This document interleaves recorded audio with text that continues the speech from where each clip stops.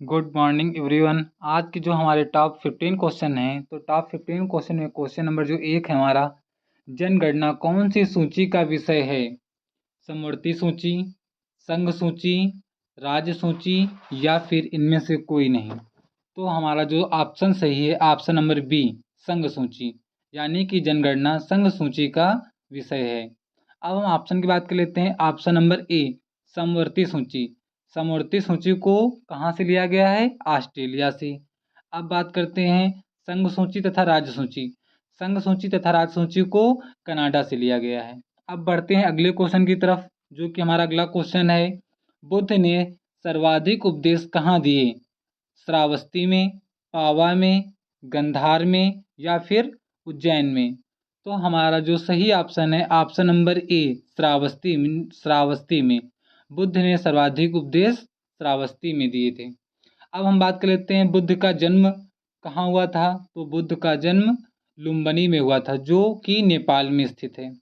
अब हम अगले क्वेश्चन की तरफ बढ़ते हैं। क्वेश्चन नंबर 3, वायुमंडल में सबसे नीचे वाली परत कौन सी है? ऑप्शन ए, क्षोभ मंडल, ऑप्शन बी, आयन मंडल, ऑप्शन सी, समताप मंडल, ऑप्शन डी, इनमें से कोई नहीं। तो हमारा जो सही ऑप्शन है ऑप्शन नंबर ए, क्षोभ मंडल, यानी कि वायुमंडल में सबसे नीचे वाली परत क्षोभ मंडल है। अब हम बढ़ते हैं अगले क्वेश्चन की तरफ। क्वेश्चन नंबर 4, जो कि हमारा क्वेश्चन है, छिली हुई सब्जियों को धोने से कौन सा विटामिन निकल जाता है? छिली हुई सब्जियों को धोने से कौन सा विटामिन निकल जाता है? Option A, vitamin A, option B, vitamin C, option C, vitamin D, option D, vitamin E. तो जो हमारा सही ऑप्शन है ऑप्शन नंबर बी, यानी कि सी। अगर किसी भी सब्जियों को हम धो देते हैं तो उससे विटामिन सी निकल जाता है। अब हम अगले क्वेश्चन तरफ बढ़ते हैं। क्वेश्चन नंबर 5, यूनिसेफ का मुख्यालय कहाँ है? यूनिसेफ, पहले हम बात कर लेते हैं यूनिसेफ की स्थापना कब हुई थी। तो यूनिसेफ की स्थापना 1946 में बाल कल्याण के उद्देश्य से की गई थी। अब यूनिसेफ का मुख्यालय कहाँ है? Option A, Geneva, option B, Vienna, option C, New York, option D, Washington DC. तो इसमें से जो सही ऑप्शन है ऑप्शन नंबर सी, न्यूयॉर्क, यानी कि यूनिसेफ का मुख्यालय न्यूयॉर्क में है। अब हम ऑप्शन की बात कर लेते हैं। पहला ऑप्शन जेनेवा, तो जेनेवा में किसका मुख्यालय है? विश्व व्यापार संगठन, यानी कि WTO का मुख्यालय जेनेवा में है। अब हम option number B, Vienna, Vienna में किसका मुख्यालय है? अंतर्राष्ट्रीय परमाणु ऊर्जा का मुख्यालय कहाँ है? वियना में। वियना में अंतर्राष्ट्रीय परमाणु ऊर्जा का मुख्यालय है। अब ऑप्शन नंबर डी की बात कर लेते हैं, वाशिंगटन डीसी, तो वाशिंगटन डीसी में अंतर्राष्ट्रीय मुद्रा कोष का मुख्यालय है। अब बढ़ते हैं अगले क्वेश्चन की तरफ। क्वेश्चन नंबर 6, मुगल साम्राज्य की स्थापना किसने की? तो ऑप्शन ए, बाबर ने, ऑप्शन बी, हुमायूं ने, ऑप्शन सी, अकबर ने, ऑप्शन डी, जहांगीर ने। तो इसमें से जो सही ऑप्शन है ऑप्शन नंबर ए, बाबर ने। मुगल साम्राज्य की स्थापना बाबर ने सन 1526 ईस्वी में की थी। अब अगले क्वेश्चन की तरफ बढ़ते हैं। क्वेश्चन नंबर 7, ऑपरेशन फ्लड किससे संबंधित है? ऑप्शन ए, बाढ़, ऑप्शन बी, दूध, ऑप्शन सी, फल, ऑप्शन डी, उर्वरक।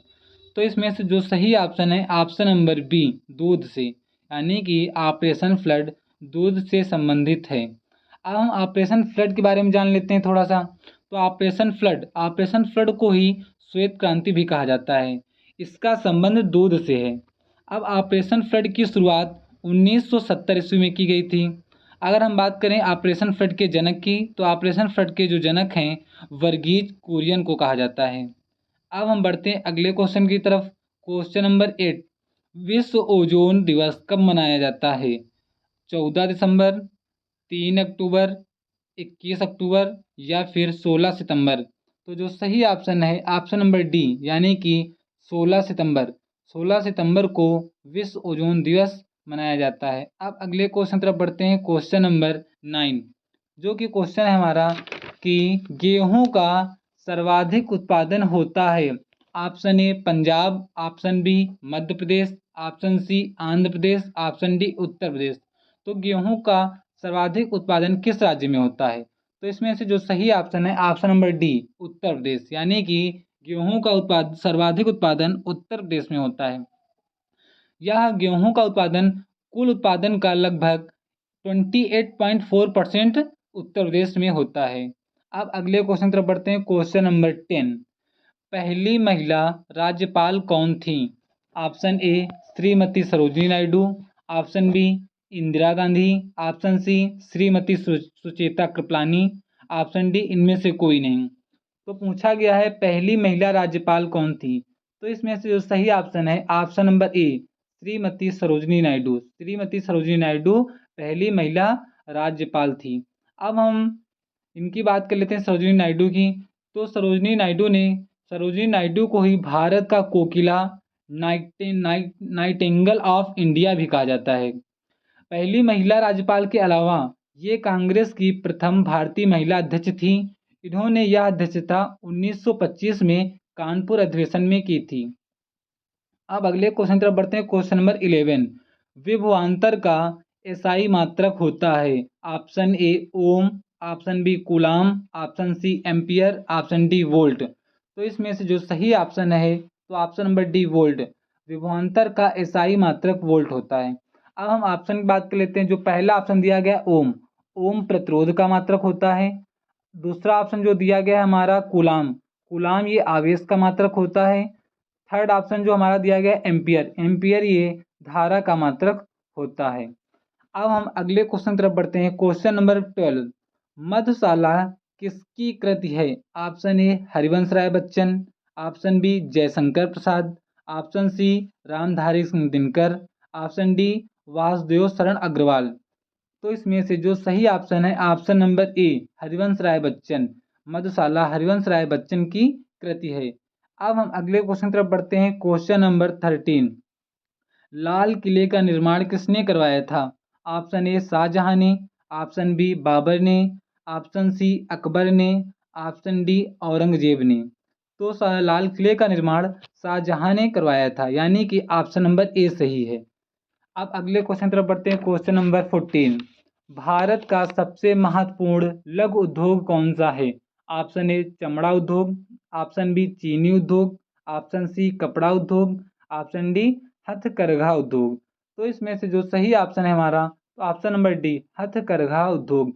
भारत का सबसे महत्वपूर्ण लघु उद्योग हथकरघा उद्योग है। अब हम अगले क्वेश्चन तरफ बढ़ते हैं, जो कि हमारा अगला क्वेश्चन है। क्वेश्चन नंबर 15, गुगली शब्द किस खेल से संबंधित है?